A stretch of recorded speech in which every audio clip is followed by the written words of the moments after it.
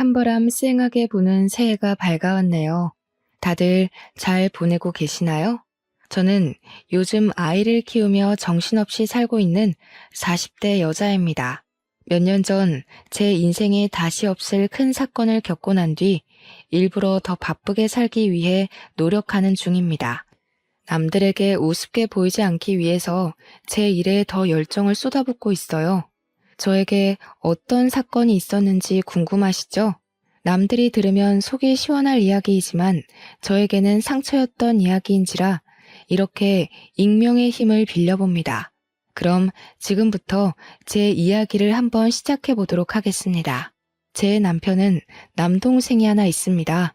도련님이 어릴 적에 어머니께서 사고를 당해 돌아가시고 시부 혼자 남편과 도련님을 키워내셨다고 했어요.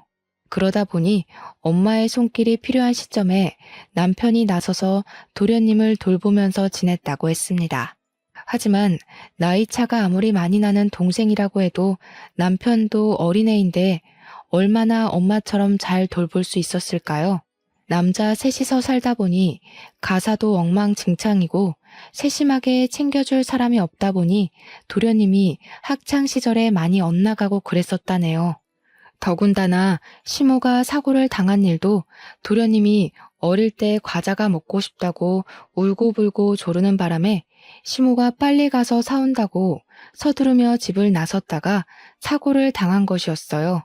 그래서 남편은 도련님한테 마음의 유감이 상당히 많았던 터라 아무리 챙긴다고 챙겨도 속 안에서 끓어오르는 거부감을 숨길 수 없었던 부분도 있었겠죠. 남편은 후에 그 일을 많이 후회했어요.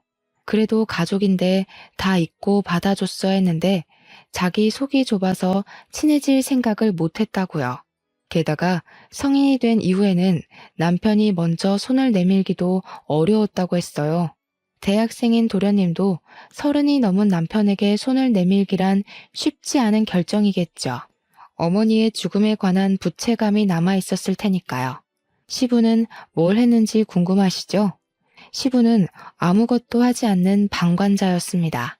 어쨌든 서로는 여기까지 하고 저와 남편의 나이가 32살이었을 때 결혼을 했어요. 그 당시에 도련님의 나이는 딱 21살이었습니다. 저희가 결혼식을 올리기 무섭게 시부가 무책임하게 도련님도 다 컸으니까 본인도 본인 하고 싶은 거 하면서 살고 싶다고 제주도에 작은 집을 구해 내려가셨어요. 자연을 즐기면서 낚시나 하면서 그렇게 노후를 보내고 싶다며 다 버리고 떠나신 거죠. 도련님이 아무리 21살이라고 해도 돈도 없이 어떻게 혼자 대학을 다니면서 살 수 있겠어요. 원래 시부와 남편 도련님이 살던 집을 시부가 내려간 뒤 신혼집으로 꾸미기로 결정이 되어 있었고 도련님도 저희와 함께 더부살이를 하게 되었습니다. 결혼 신혼부부와 함께 살게 된 도련님은 괜히 눈치가 보인 건지 뭔지 2학년을 모두 마친 뒤 군대에 가기로 결정해 놓고는 1학기가 끝나자마자 군대에 입대를 했어요. 저는 마음이 너무너무 불편했죠. 도련님이 눈치 보면서 살 입장은 아닌데 괜히 우리 부부 때문에 군대에 가기로 한 것 같아서요. 하지만 남편은 대면대면하게 굴고 신경 쓰지 않았어요. 고래 싸움에 새우등 터진다는 말처럼 괜히 저만 가운데에서 눈칫밥을 먹으면서 살았죠. 근데 군대에 간 도련님이 또 짠하고 마음 아픈 거예요. 형이라고 하나 있는 건 군대에 간 도련님 신경도 쓰지 않고 시부는 제주도에 있으니 면회 갈 생각도 전혀 없고요. 그게 하나둘 쌓이다 보니까 제가 더 이상은 못 참겠더라고요. 그래서 주말마다 면회를 다니기 시작했습니다. 저희 남편은 뭐하고 저 혼자 면회를 다니기 시작했는지도 궁금하시죠? 저희 남편 직업이 건물을 지을 때 꼭 필요한 건물 안전 기술사예요. 건물 짓는 동안 뭐 부자재를 나른다거나 시멘트를 바르는 직업은 아니지만 건물을 지을 때 필수적으로 이름이 올라가야 하는 직업이죠.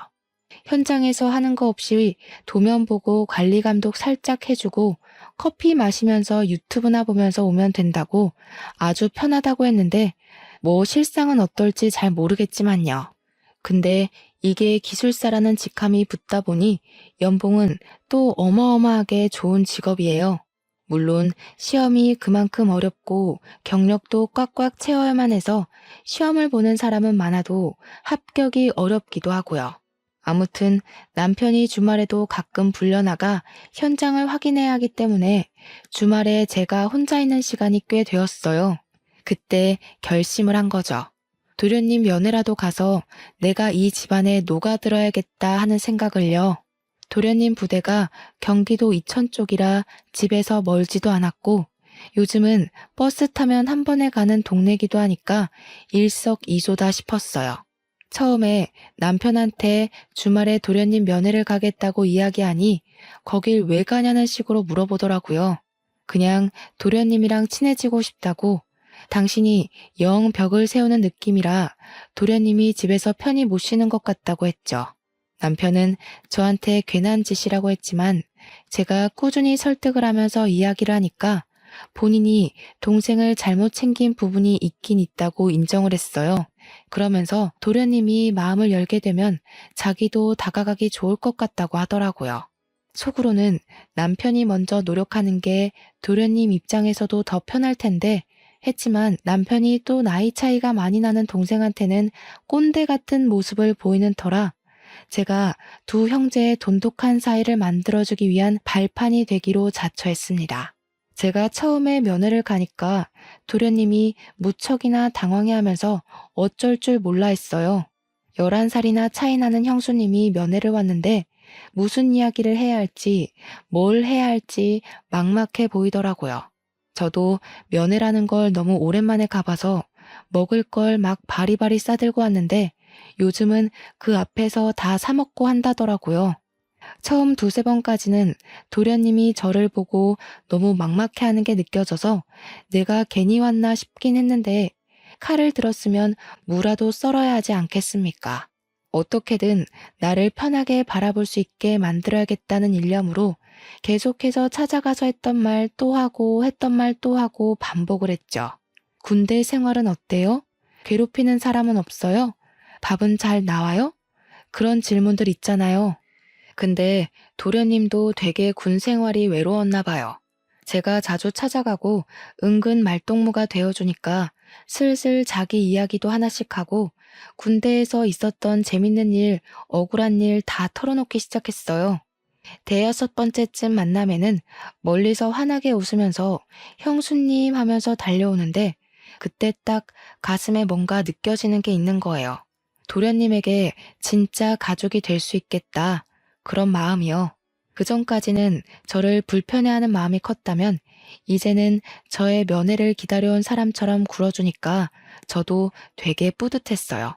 나이 차이 11살이 무색하게 은근 대화도 잘 통하고 친해질 수 있는 이야기거리가 많더라고요. 특히 연애 상담이 세상에서 제일 재밌는 거 아시죠? 도련님의 그동안 연애사를 쭉 들으면서 얼마나 재미있었는지 몰라요. 연애하는 그 시간이 너무 짧게 느껴질 정도였어요. 처음에는 시간 언제 가나 계속 시계만 쳐다봤는데 나중에는 벌써 가야 돼? 할 정도로 시간이 순식간에 지났죠. 도련님도 군대라는 외딴 섬에서 지내면서 의지할 곳이 필요했었던 것 같아요. 남편도 시부도 도련님의 의지처가 되지 못하니까 제가 되어주겠다고 마음먹은 거고 도련님은 그걸 받아주었고요. 처음에는 휴가 나와서도 친구네 집에서 지내겠다고 인사만 하고 쓱 사라지곤 했는데 저랑 친해지고 나서부터는 달라졌어요. 집에 들어와서 시간을 보내고 저랑 술도 한잔하면서 못다한 이야기들을 나누기도 했어요. 남편은 그런 도련님의 변화에 매우 놀라워하면서 은근슬쩍 같이 엉덩이 붙이고 앉아서 이야기를 나누기도 했습니다. 도련님도 남편을 어색해하면서도 저라는 교차점이 있으니까 둘 다 슬슬 마음을 열기 시작했고요. 제대를 앞두고 휴가를 자주 나오기 시작한 시점부터는 정말 다른 형제들과 다름없이 둘이 장난치고 노는데 너무 벅차올랐어요. 결혼 처음 할 때 그 어색했던 공기가 무색할 만큼 웃음이 끊이질 않는 집안이 되었거든요. 하루는 도련님이 조금 과하게 술을 드시는 것 같더니 서로 울면서 지난 이야기를 하는데 제가 얼마나 짠했는지 몰라요. 속내를 다 털어놓고 나니 홀가분해 보이긴 했는데 그 이야기들은 절대 가볍지 않은 이야기였어요.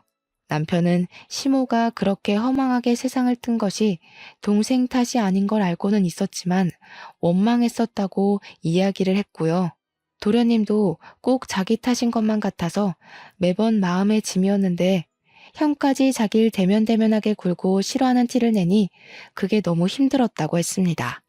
서로 마음속 깊이 자리 잡은 앙금을 털어내는데 제가 다 눈물이 나더라고요. 남편과 도련님도 울면서 서로 이야기를 하는데 결국 다 같이 울면서 새로운 화합을 다지게 되었습니다. 물론 다음날 술이 깨고 어색한 공기가 잠시 흐르긴 했지만 남편이 먼저 도련님을 꽉 안아주면서 서로를 이해하고 존중하는 사이로 발전되게 되었어요. 물론 남편은 그 발판에 제가 있음을 인정하고 저한테 참 많이 고마워했습니다. 그렇게 도련님이 군대에서 만기 전역을 했고 복학까지 하게 되었습니다. 알고 보니 우리 도련님이 학창 시절에 노는 친구들이랑 어울린 것 치고는 공부를 꽤 잘했더라고요. 학업에 집중해야 할 시기에 아르바이트를 하면서 시간을 헛되게 쓰는 건 아닌 것 같다는 저의 말에 남편도 며칠을 고민하다가 도련님을 불렀어요. 남편의 연봉이 또래에 비해 무척 높기도 했고 동생을 생각하는 마음을 가지니 도련님의 대학 생활을 책임져 주고 싶은 마음이 들었던 거죠. 저는 물론 찬성했습니다. 도련님이 공부도 하면서 일도 하고 그러다가 두 마리 토끼를 다 놓치는 건 싫었거든요. 도련님은 남편의 그런 마음에 고마워하면서도 은근히 본인이 나중에 취직하면 다 갚아내기를 원했어요. 하지만 남편은 딱 잘라서 동생을 위해 이 정도 돈은 쓸 수 있다며 걱정하지 말고 학업에 집중하라고 이야기를 했습니다. 저도 웹디자이너로 일을 하고 있었기에 상대적으로 여유가 있었어요. 물론 어느 회사에 취직해서 고정적인 월급을 받으며 일하는 게 아니라 프리랜서로 일하면서 건당 얼마씩 가격을 책정받아 재택근무를 하는 처지라 매달 고정적인 수입이 있다기보단 들쑥날쑥한 처지긴 했어도 그래도 중소기업에 다니는 웹 디자이너들 가까이 돈을 벌었거든요. 집에서 도련님을 챙기면서 금전적으로 도움도 줄 수 있으니 가족들 사이는 점점 끈끈해졌죠. 그러다가 제가 드디어 임신을 하게 되었습니다. 제 임신 소식을 남편이 제일 먼저 알긴 했지만 남편보다 도련님이 훨씬 더 좋아하셨던 것 같아요. 눈물을 글썽거리면서 드디어 조카가 생긴다고 조카를 위해서 뭐든 다 해줄 수 있다며 저를 얼싸안고 기뻐했죠. 그 모습을 보던 남편이 누가 남편인지 헷갈린다며 헛웃음을 칠 정도였습니다. 저는 남편과 도련님의 극진한 대접을 받으면서 임신 기간을 보낼 수 있었습니다. 제가 남편이 살던 집에서 신혼집을 꾸미게 되면서 딱 한 가지 그동안 마음에 걸렸던 게 있었어요. 그게 바로 방의 크기였습니다. 시부가 쓰던 안방을 리모델링하면서 저희 부부가 쓰게 되었고 두 번째로 큰 방이 남편 방이었는데 그걸 남편이 서재로 이용하고 있었거든요. 도련님은 제일 작은 방을 사용하고 있었는데 그 방 크기가 좀 창고처럼 작은 크기였었어요. 아무래도 남자고 공부도 하는 학생인데 방 크기가 너무 작아서 고민이었거든요. 그동안은 군대에서 생활하느라 집에 붙어 있을 시간이 별로 없어서 괜찮겠거니 했지만 이제 복학도 했고 집에서 보내는 시간이 많은데 방이 너무 작더라고요. 남편은 서재로 쓰던 본인의 방을 정리하고 아기 방으로 꾸미자고 했어요. 저는 남편에게 도련님이 졸업하고 취업 준비까지 하려면 제일 작은 방에서 생활하는 게 너무 불편할 것 같다고 운을 뗐습니다. 어차피 아기가 클 때까지는 안방에서 같이 자고 생활할 테니까 이참에 도련님 방을 바꿔주는 게 어떻겠냐고 했어요. 남편도 그 생각은 차마 못했었다며 저에게 바꿔주는 게 좋을 것 같다고 했고 허락이 떨어지자마자 도련님에게 방을 바꾸자고 했습니다. 그동안 티를 안 냈던 건지 큰 방으로 옮겨준다고 하니까 엄청 좋아하더라고요. 도련님 취미가 피규어를 모으고 도색하는 거였는데 드디어 장식장을 넣을 공간이 생겼다면서 좋아했어요. 아주 소소한 부분인데 기뻐해주니까 저와 남편도 덩달아 기분이 좋아지더군요. 그럴 때 보면 정말 어리구나 하는 게 느껴지던 우리 도련님이 글쎄 제가 임신했다고 조카 선물도 챙겨주고 싶다고 몰래 과외 알바를 한 거예요. 나름 서울에 있는 상위권 대학이라 그런지 아르바이트 자리가 꽤 있었다면서 몇 개월을 틈틈이 모아서 저에게 선물을 안겨준 거죠. 남편에게도 받아본 적 없는 작은 명품백이었어요. 저는 로고를 보고 너무 놀라서 이거 못 받는다고 환불해오라고 했지만 도련님은 강경하게 꼭 형수님이 들어줬으면 좋겠다고 했어요. 그러고는 아이 키울 때 필수품이라고 인터넷에서 검색해서 사왔다며 젖병 소독기랑 우리 아이가 입을 내복까지 준비했더라고요. 저한테 필수품 사줘서 고맙죠? 하면서 해실거리면서 웃는데 어디서 이런 복덩어리 도련님을 만난 건지 너무 고마웠습니다. 우리 남편도 차마 생각하지 못했던 부분이라면서 깜짝 놀라서 도련님한테 엄지척 해주더라고요. 우리 남편이 그런 센스를 좀 본받았으면 하는 부분에 도련님 보고 잘 따라하라고 저는 옆구리를 찔렀고요. 그 가방이 너무 예쁘고 소중해서 다를까봐 아까운 마음에 제대로 들고 다니지도 못했네요. 방 한가운데 걸어놓고 고사 지내듯이 내 소중한 명품백 하고 있으니 남편이 보다 못해서 막 들고 다니라고 가방을 하나 더 사줬어요. 우리 도련님 덕에 결혼한 지 몇 년 만에 남편한테서 명품백도 선물 받아본 거죠.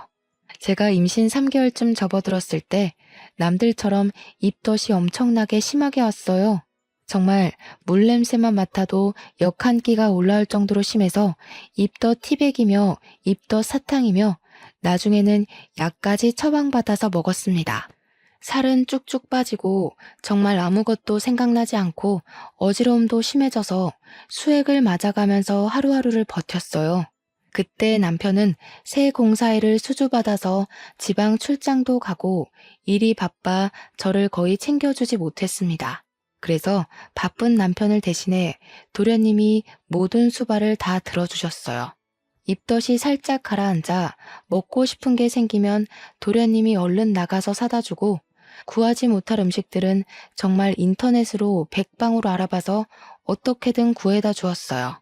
날이 쌀쌀한데 수박이 너무 당겨서 수박바라도 사 먹어야 하나 했는데 수박 주스를 어디서 구해와서 저한테 주더라고요. 진짜 남편에게서 느낄 수 없는 감동적인 모습이었다고나 할까요? 출산하고 나서도 도련님의 조카 사랑은 대단했습니다. 바쁜 남편을 대신해서 병원에 예방접종을 할 때도 도련님이 따라가 주었고 아기 분유나 기저귀가 다 떨어져서 발을 동동 구를 때도 도련님이 사다 주었어요. 아기를 키우느라 잠도 제대로 못 자는 저를 배려해서 삼시세끼 밥도 다 차려주고요. 마트에서 장까지 다 봐오더라고요. 같이 외출을 할 때면 사람들이 저한테 젊은 신랑 둬서 부럽다고 놀리기까지 했으니 말 다 했죠. 저도 정말 도련님이 없었으면 2시간마다 깨서 밥을 달라고 보채는 아기를 어떻게 키웠을까 싶습니다. 살림살이도 전부 도련님이 책임져준 덕분에 아기 젖병 한번 제가 소독해 본 적이 없었어요. 다행히 도련님의 기말고사가 끝나고 종강을 한 시점이라 24시간 붙어서 조카를 같이 봐주는데 너무 고마웠습니다. 그 나이대 남자가 육아에 대해 뭘 알겠어요. 혹여라도 조카한테 피해가 가면 안 된다고 제 육아 서적까지 빌려다가 보면서 공부를 하는데 진짜 도련님이 누구랑 결혼할지 너무 부러웠습니다. 도련님의 방학이 끝나고 나서는 시부가 간간히 올라와 아이를 봐주고 친정에서도 많이 도와주었어요. 100일이 지나고 나니까 아기가 잠도 더 오래 자고 보채는 것도 많이 줄어서 육아에 점점 능숙해졌죠. 그렇게 우리 도련님이 대학 공부를 마치고 졸업하는 시기가 왔습니다. 졸업식 날은 함께 보내야 되지 않겠냐며 시부가 서울에 올라오셨는데 얼굴이 많이 상하셨더라고요.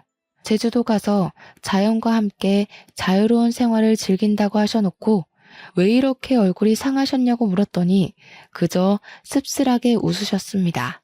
저는 오랜만에 본 시부를 대접하고자 산의 진미 제주도에서 많이 드셨겠지만 서울산도 드셔보라며 진수성찬을 준비했어요. 도련님이고 남편이고 아이 키우느라 바쁜데 별걸 다 한다고 은근 타박하는 말을 하면서도 차려진 음식을 정신없이 먹더라고요. 근데 정작 우리 시부가 음식을 제대로 드시지 못하시는 겁니다. 그래서 왜 이렇게 못 드시냐고 속상하다고 했죠. 그제야 시부가 할 말이 있다면서 사실 몸이 좀 안 좋다고 이야기를 하시는데 너무나도 충격적이었어요. 남편도 도련님도 입을 떡 벌린 채 시부가 하는 이야기만 듣고 있었습니다. 살아갈 날이 얼마 안 남은 것 같다면서 그래도 손주는 보고 갈 수 있으니 얼마나 다행이냐고 웃으시는데 눈물이 왈칵 쏟아질 것 같았어요. 제 손을 꼭 잡으시면서 며느리 덕분에 아들들이 사이좋게 지내는 모습 마지막으로 눈에 담고 갈 수 있다며 그동안 마누라 잃은 슬픔에 아들들도 제대로 챙기지 못했다고 저한테 고생했다고 하시는데 눈물바다가 되더라고요. 너무 행복하게 살고 있었는데 갑자기 병으로 아프시다고 하니 가족들이 무슨 이야기를 할 수 있겠습니까? 서울에 올라오신 이유도 물론 도련님의 졸업식을 보기 위해서였지만 요양병원에 들어가시려고 오신 거였습니다.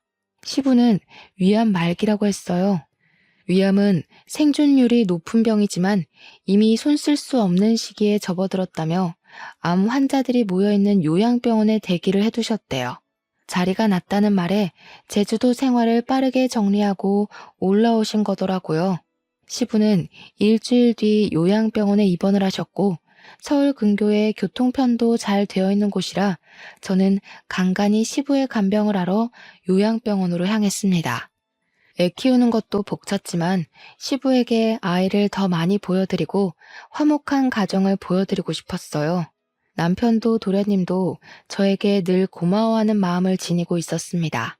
아기 업고 다니면서 시부 병간호를 하고 하지만 제 마음과 달리 시부는 오래 견디지 못하셨고 6개월을 넘기지 못하시고 돌아가셨습니다. 우리 아기 나이가 고작 3살밖에 되지 않았을 때였어요. 시부 재산이 많진 않았지만 은근히 알짜배기셨더라고요. 남편하고 도련님이 뚝 잘라서 반씩 나눠가지고 제주도에 작은 땅이 하나 있다고 해서 그 땅을 정리할 겸 다 같이 제주도 여행을 떠났습니다. 그런데 그 땅에 빽빽하게 나무가 심어져 있더라고요. 이 나무를 어떻게 처리하지 하고 있었는데 알고 보니 그 나무가 조경에 많이 쓰이는 나무고 부르는 게 값인 나무였어요. 땅값보다 몇 배나 더 비싼 나무였던 거죠. 빽빽하게 심어진 나무를 팔고 나니까 억 단위 돈이 생기더라고요. 그 돈이 통장에 찍힌 걸 보고 남편이랑 도련님이랑 저랑 셋이 얼마나 얼떨떨했는지 몰라요. 도련님은 2년이 조금 안 되는 시간 동안 취업 준비를 해서 대기업에 당당하게 입사를 했어요. 원래도 공부를 잘하고 또 나름 좋은 대학을 나왔으니까 대기업에 입사하는 게 당연하다고 생각은 했지만 도련님의 노력 없이는 힘든 일이었죠. 그런데 제가 모르던 사실이 있었던 거죠. 도련님이 직장 내에서 나름 인기도 좋고 서글서글하니 굳은 일도 잘하는 타입이었는데 그걸 시기 질투하던 무리가 있었던 겁니다. 하필 그 무리가 프로젝트에서 좋은 성과를 따냈고 도련님을 슬슬 무시하기 시작하면서 직장 내 괴롭힘이 시작된 거예요. 도련님이 어느 날부터 살도 너무 빠지고 원형 탈모가 생길 정도로 괴로워하더라고요. 남편은 그런 도련님에게 어딜 가든 너를 좋아하는 사람만 존재할 수 없다고 버텨내라고 했지만 저는 그런 도련님을 차마 지켜만 보기 너무 힘들었어요. 도련님에게 버티는 게 능사는 아니다. 버티면서까지 대기업이 꼭 좋은 모습만 있는 건 아니지 않냐고 은근슬쩍 자격증 이야기를 꺼냈습니다. 남편처럼 기사 자격증을 따서 일을 하다가 기술사 자격증까지 노려보는 건 어떻겠냐고요. 기술사를 따려면 아무래도 기사 경력이 인정되어야 하기 때문에 시간이 걸릴 순 있지만 결과적으로는 괜찮은 직업 아니냐고 했죠. 아직 도련님 나이가 젊기도 했고 충분히 가능할 거라고 생각했어요. 도련님은 정말 제 말에 용기를 얻은 건지 힘들게 입사한 대기업에 사표를 내고 공부에 몰두하기 시작했습니다.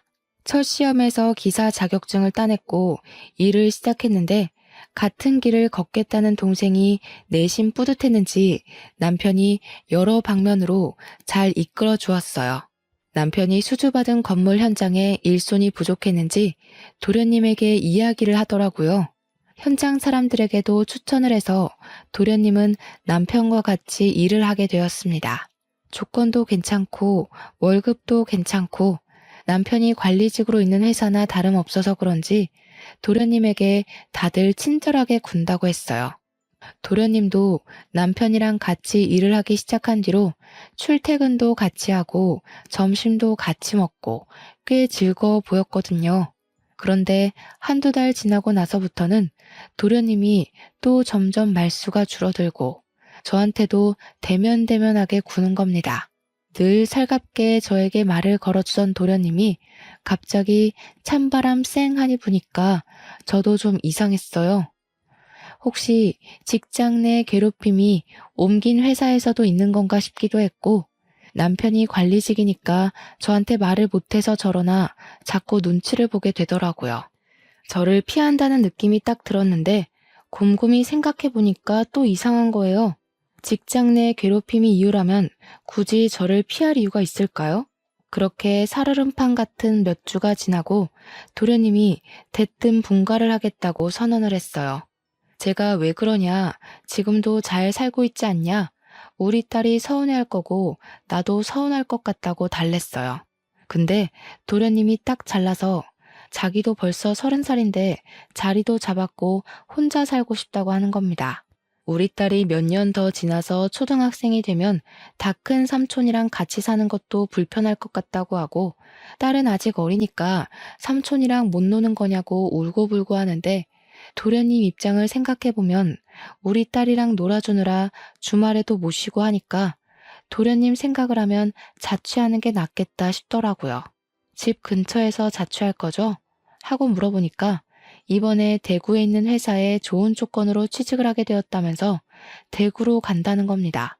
거기 가면 아는 사람도 없고 기술사 공부나 차근차근 해서 시험 준비도 하고 싶다고. 대구가 너무 멀다 싶었지만 KTX 타면 또 2시간 거리니까 알겠다고 할 수밖에 없었어요. 도련님은 서둘러서 자취 준비를 했고 저는 은근히 미심쩍었지만 보내줘야 했죠. 제가 엄마도 아니니까요. 그런데 도련님이 자취를 시작한 이후 저랑 연락이 잘 안 닿더라고요. 맨날 잤어요. 바빴어요. 공부했어요. 이러는데 막말로 제가 뭐라고 도련님한테 닥달을 할 수 있겠습니까? 그렇게 또 어영부영 몇 년이 흘렀습니다. 남편은 여전히 일이 바빠 시간 내기가 어렵고 도련님의 연락은 정말 가뭄에 콩나듯 생존 신고만 하는 정도로 왔어요.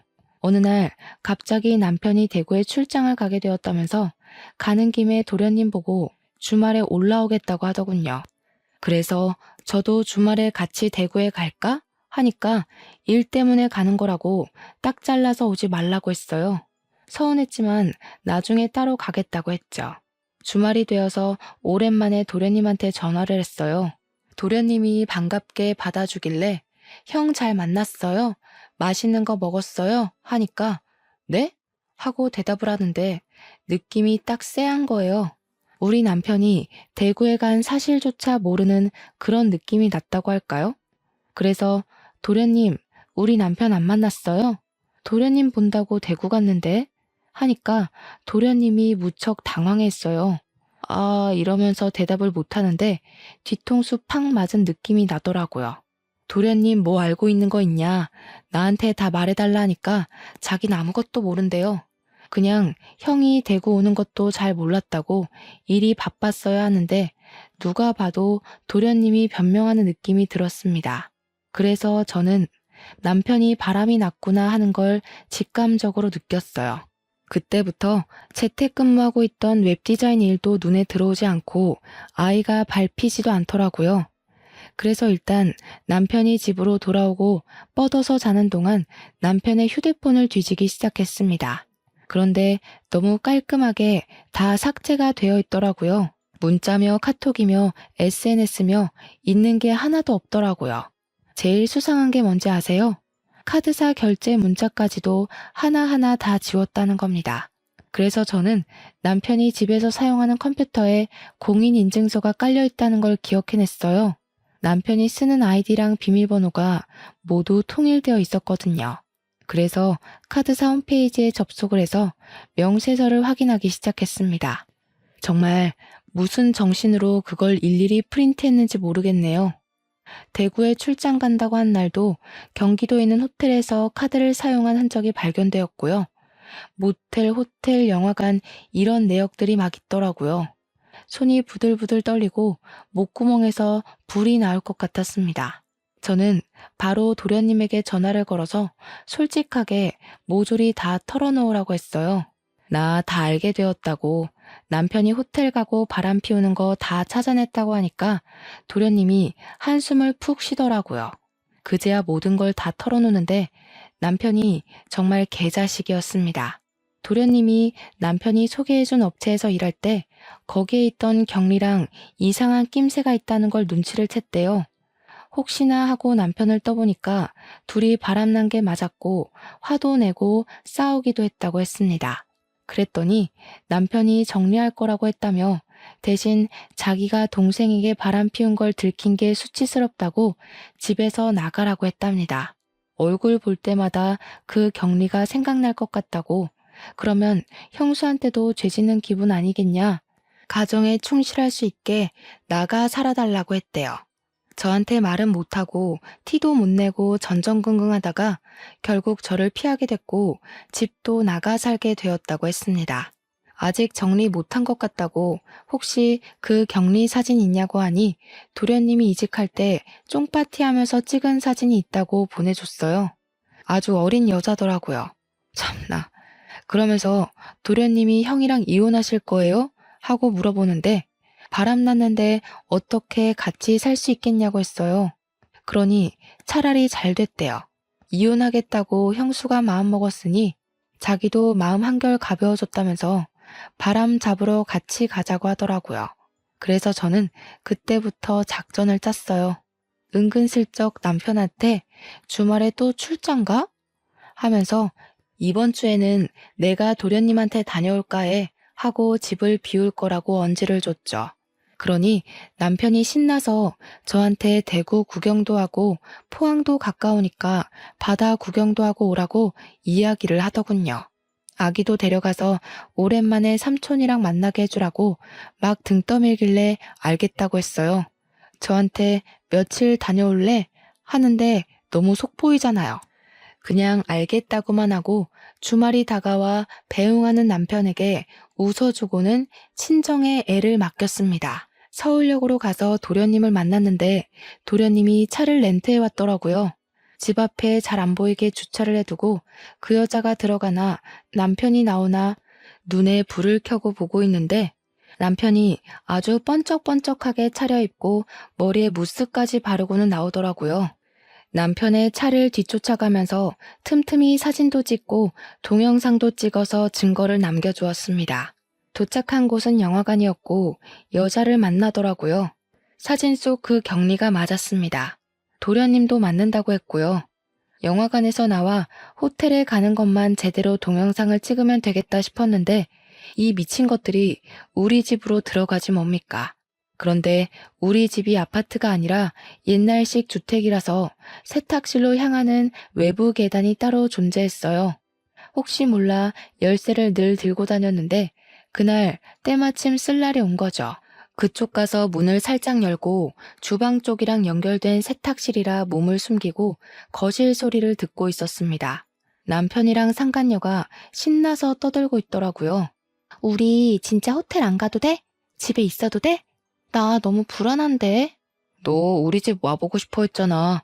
마누라 대구 가서 오늘 안 들어올 거니까 너무 걱정하지 마라. 와이프 그 도련님이랑 바람난 거 아니야? 차라리 그랬으면 좋겠다. 이 집에 내가 들어와 살면 딱인데. 자기랑 나랑 너무 늦게 만났어. 제가 진짜 말도 안 되는 소리에 몸을 부들부들 떨면서 화를 참고 있는데 도련님이 완전 프로처럼 그 모든 걸 다 동영상으로 녹화를 하고 있더라고요. 든든한 마음에 저도 더 참아서 결정적인 증거를 잡아야겠다고 생각했습니다. 근데 자기 동생이 우리 불륜인 거 눈치챘다고 안 했어? 오늘 가서 말하면 어떡해? 그럴 일 없어. 걔 대구 간 게 우리 불륜 알게 돼서였잖아.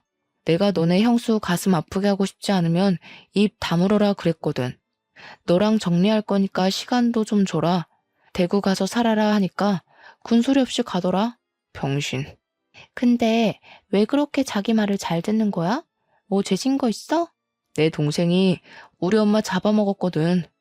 엄마 죽고 그 부채감이 남아있겠지 뭐. 이미 예전 일이라 신경도 안 쓰는데 혼자 눈치 보는 게 좀 편하게 이용해 먹기 쉬워서 내버려 뒀지. 거기다가 지 형수한테는 또 끔찍하게 잘해요.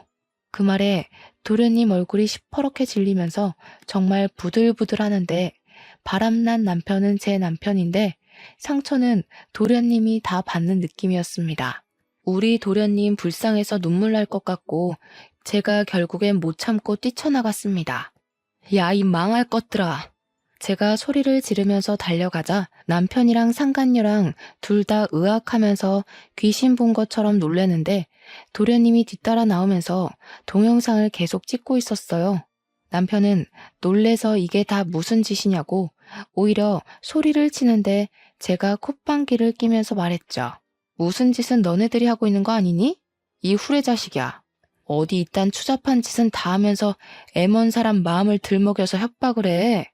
그러면서 제가 다 쳐 죽일 년놈들이라고 소리를 지르며 잡히는 대로 물건을 막 집어던지기 시작했습니다. 남편은 그 와중에 저한테 진정하라는 둥 말도 안 되는 소리를 짓거리고 있고 상간녀는 슬금슬금 눈치 보면서 현관문 쪽으로 가더군요. 시부가 남겨준 집에서 가족 사진이 저기 떡하니 걸려있는데도 바람이 피고 싶은 건지 아니면 바람을 피우고 있기 때문에 눈에 보이는 게 없는 건지 정말 저는 남편에게 이 집에서 전현이랑 뭘 하려고 했냐고 막 추궁했어요. 남편이랑 상간녀 둘 다 아무 말도 못하고 뻘뻘 땀만 흘리고 있더라고요. 정신 나간 것들. 다 죽어서 지옥에나 떨어지라고 저주를 막 퍼붓고 실성한 사람처럼 고래고래 소리를 질러댔죠. 그러니 도련님이 저를 딱 붙잡더라고요. 형수님, 증거 다 모았어요. 걱정 마시고 너무 화내지 마세요. 제가 진짜 우리 도련님 없었으면 어쩔 뻔했어요. 하나뿐인 형이라고는 저 모양 저 꼴로 살고 있고 남편은 동생의 죄책감 교묘하게 이용해서 바람을 피우는 게 말입니까 정말? 현관문 앞에 서서 눈치만 보고 있던 상간녀는 제가 당장 꺼지라고 집 나가라고 소리를 치자마자 불이 나게 도망을 쳤습니다. 남편도 뒤따라서 나가려고 하는데 도련님이 목덜미를 콱 잡더라고요. 아니, 형 집은 여긴데 형이 가긴 어딜 가? 그러자 남편이 막 제 눈치를 보고 도련님 눈치를 보고 아무 말도 못하고 하는데 도련님이 카메라를 남편에게 쓱 들이밀었어요. 이때다 싶어서 제가 이혼 합의하자고 동생 남길 거니까 카메라에 대고 대답하라고 윽박을 질렀습니다. 위기를 어떻게든 모면하고자 한 남편은 제가 시키는 대로 따라했습니다. 양육비는 매달 200만 원씩 주겠습니다. 이 집 팔아서 반반 나누겠습니다. 팔지 않을 시 시세의 반을 주겠습니다. 상간녀랑 정리하기 전까지는 이혼을 해도 면접 교섭권 자격이 없다는 걸 인지하겠습니다. 남편에겐 매우 불리한 내용이긴 하지만 사회적 지위라는 게 있는 남편은 제 말을 고지고대로 따라해 주었죠.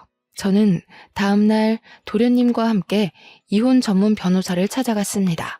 도련님이 똑부러지게 동영상의 남편의 육성으로 이름, 나이, 주소, 주민번호 이런 것들을 다 말하게 시킨 덕분에 법적 효력을 인정받았습니다.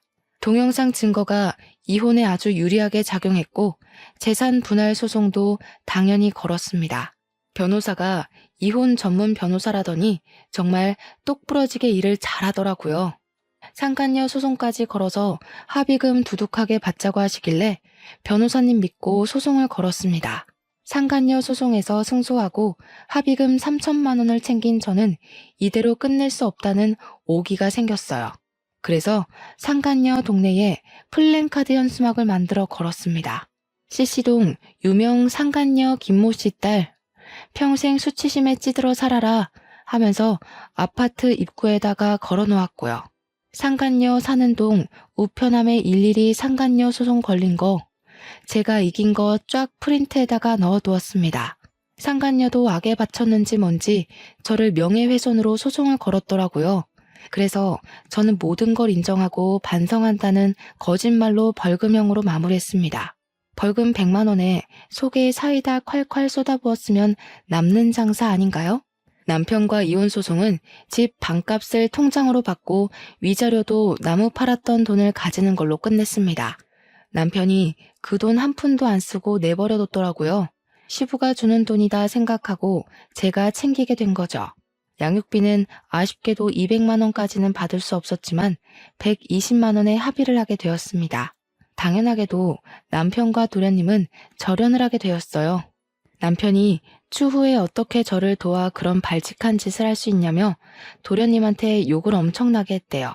찾아와서 때리는 신용도 하고 눈에 띄면 뭐 발목을 분질러 버리겠다는 둥 저열한 협박은 다 했더라고요. 물론 도련님은 그 모든 통화 녹음본을 들고 경찰을 찾아가 접근 금지 신청도 냈고요. 결국 대구 생활도 청산하고 우리 친정집 근처로 이사를 오게 되었습니다. 저와 남편과 살던 집에서 모든 짐을 정리하고 친정에 들어와 살게 되었거든요. 이혼하고 돌아간 게 너무나도 면목없고 죄송스럽지만 육아를 도와줄 수 있는 손길이 필요하긴 해서 어쩔 수 없이 결정했습니다. 도련님은 친정 근처에 자리를 잡은 뒤 저에게 꾸준히 요청을 했어요. 저희 딸 공부하는 거 도련님이 지원해주고 싶다고 말이죠. 받은 유산도 있고 하니 살림살이 넉넉하다고 하는 겁니다. 본인 대학 등록금부터 취업 활동할 때까지 용돈도 주고 일일이 챙겨준 게 다 형수가 한 거 아니냐면서 은혜 갚고 싶다고 말하길래 그러지 말고 앞으로는 비밀 없이 힘든 거 있으면 다 말해달라고 했어요. 가끔 조카 용돈도 주고 저 맛있는 것도 사주고 그래주면 고맙겠다고. 애 양육은 제가 해야 하는 게 맞고 전 남편이 해야 하는 거라고 이야기했죠. 전 남편과 절연까지 한 마당에 의지할 곳은 저뿐이라며 앞으로도 잘 지내자고 너스레를 떨었습니다. 정말 가족처럼 아직까지도 잘 지내고 있는 중이고요. 전 남편은 결국 상간녀 소송 걸려서 집안 망신 시킨 거부터 시작해서 돈 물어주고 양육비 매달 줘야 하는 거 등등 상간녀랑 피 터지게 싸우고 헤어졌다고 하더라고요. 세기의 사랑인 척하더니 얼마 못 가 파국을 맞았다는 소식에 얼마나 고소했는지 모릅니다. 우리 친정에서도 도련님을 아들처럼 생각해 주시기로 했어요. 이제는 누나 동생 하는 사이로 지내며 지난주에도 집에서 밥 먹고 갔네요. 좋은 여자 만나서 장가 갈 때까지 제가 옆에서 가족처럼 의지처가 되어주려고 합니다. 도련님 덕분에 저도 앞뒤가 다른 인간이랑 이혼하고 새 출발할 수 있게 되어 너무나도 기쁩니다. 앞으로도 의좋은 사이로 잘 지내보겠습니다. 사연 들어주신 여러분 감사합니다.